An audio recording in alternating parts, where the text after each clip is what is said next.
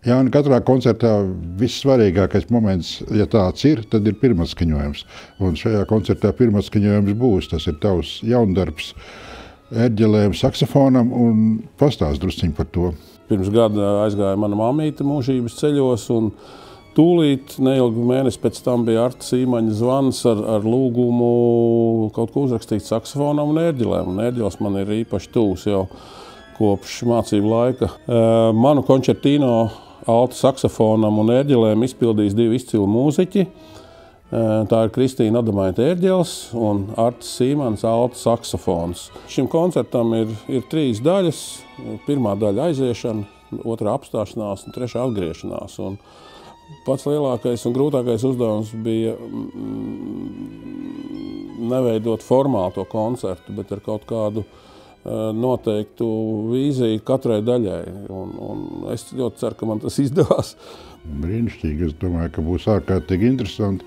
Jo saksofons ir tāds dīvains radījums, jo vienlīdz labi tas saksofons jūtās gan klasiskā akadēmiskā muzikā, kur ir spoži opusi dzimuši, un arī džeza muzikā, jo saksofoni jau vismaz pirms 100 gadiem, pat vairāk jau, ir piesavinājies džess, un noteikti saksofons ir kļuvis par vienu no džeza balsīm, par vienu no džeza simboliem. Jā.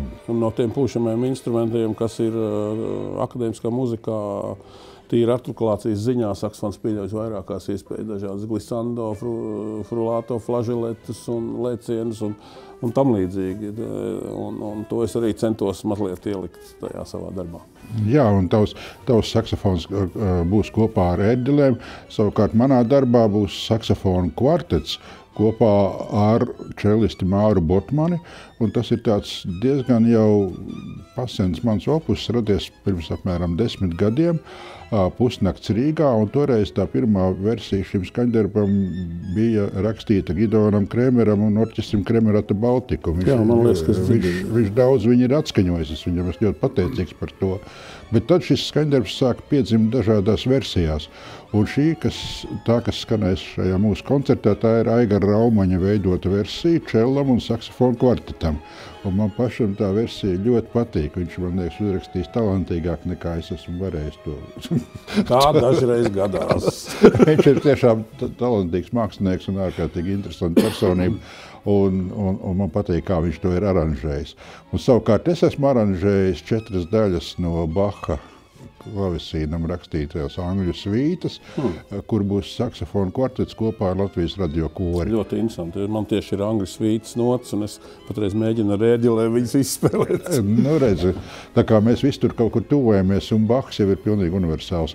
Un atkal Bahu, ja tā atceramies, džezisti izmanto ļoti daudz, jo viņa muzikā ir visi šie kodoli, viss tas kodols, viss tā enerģija. Tā kā es domāju, ka būs interesants koncerts, kurā ir vēl 2 autori pārstāvēti. Rīgas saksofonu kvartets spēlēs angļu komponistas un saksofonistas Barbaras Tomsonas cikla Mirāžas daļas.